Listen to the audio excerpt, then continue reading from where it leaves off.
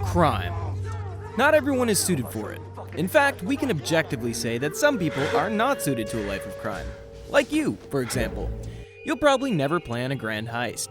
However, the same way some people would be total rubbish at crimes is the way some other people would be fantastic at it. And yes, some people can be really fantastic at it. Today we'll be looking at 10 perfect crimes, 10 heists that will simply blow your mind with creativity, cunning, and courage. These heists are legendary in every sense of the word, and if crimes had a museum, these heists would be a $1 million exhibition for sure. Number 10, The Amazing Case of D.B. Cooper. D.B. Cooper was a fake name, or crime name, of an extremely accomplished criminal. Cooper, in 1971, hijacked a Boeing 727 plane. He was able to extort $200,000 from passengers and then leap off the plane when it was over, somewhere between Portland and Seattle. The case has inspired over 60 volumes of theories and has remained open for years. Still, the FBI has no clue who D.B. Cooper is or where he is. Number 9. Hatton Garden Jewelry Robbery. It all started in 2015. Well, in April of 2015. The heist was conducted by 6 elderly men who were all experienced thieves. Their plan, and it was a brilliant one, was to break into an underground safety deposit facility and steal money. The amount that the vault held was in surplus of 200 million euros, so it was a pretty big burgle. The plan of the burglars was to carry out the operation on the 4-day weekend of the Easter and Passover holiday. This was because many of the nearby businesses would be closed during this period. Their big idea was to enter the area with a lift shaft and then drill through 50-centimeter thick walls with an industrial drill. The operation took over 3 days, and when it was done, the thieves had successfully carted away their loot. Of course, in the end, the 6 men were caught and sentenced to serve lengthy prison terms. However, none of the money they stole was ever returned. If that's not impressive, what is? Number 8. The Pink Panther Robberies. The Pink Panthers are a group that has been responsible for some of the most audacious heists ever recorded. They are so big that it wouldn't do them justice to mention only one heist. That's why we're gonna go with 2. The first concerns the Harry Winston exclusive jewelry store in Paris. 4 members of the gang went to the store all dressed as women, and within moments of being in the shop, they took control. After subduing staff and other customers, they smashed the display cases and made off with about 85 million pounds in jewelry. 4 years after the robbery, there was another Pink Panther operation. This time, it was 1 gang member instead of 4. The sole robber had a robe over his face and strolled into a Lviv Diamond House exhibition that was held in the Carlton Hotel in Cannes. He disappeared with jewelry worth more than $100 million.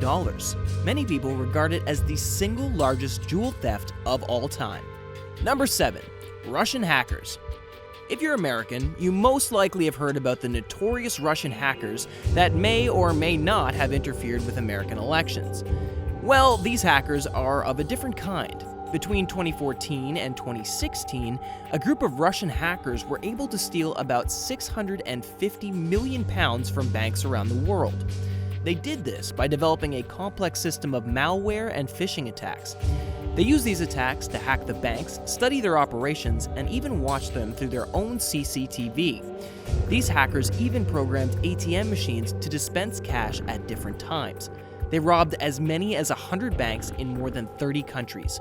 These hackers may not even have had to step into any of these banks to rob them, and they were still able to. Number 6. The Collar Bomber. In 2003, a middle-aged pizza delivery man walked into a bank.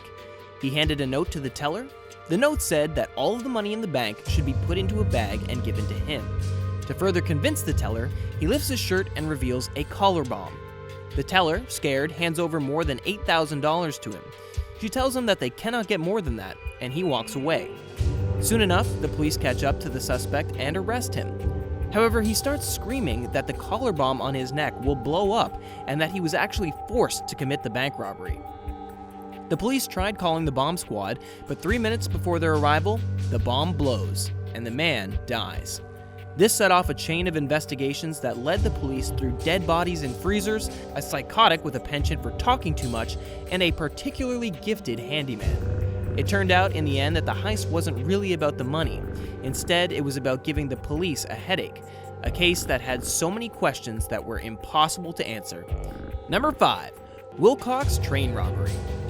The Wild Wild West was called the Wild Wild West for a reason, and one of these reasons is that heists like the Wilcox train robbery could just randomly happen.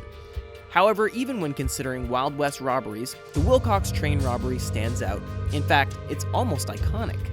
When Butch Cassidy's hole-in-the-wall gang decided that they would rob the Union Pacific train, they probably never thought that their robbery would become the stuff of legends. The heist, as it were, was simple.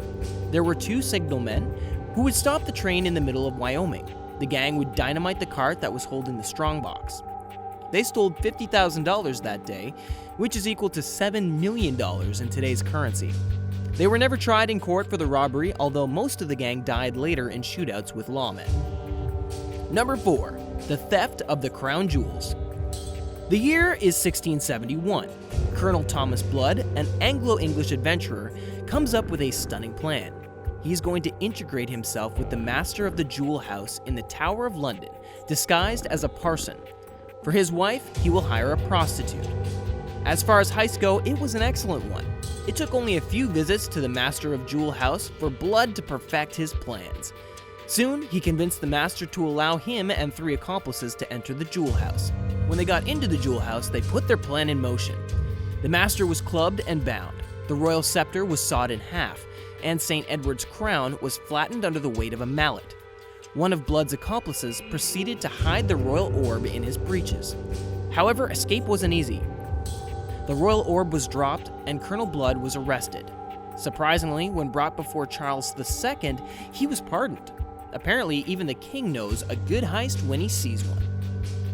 Number 3. The Great Train Robbery. In 1963, a 15-member gang was able to successfully rob a post office train in England. The money stolen, about £40 million in today's money, was on its way to being burned. What makes this heist incredible was that they were able to do it all without needing a single gun.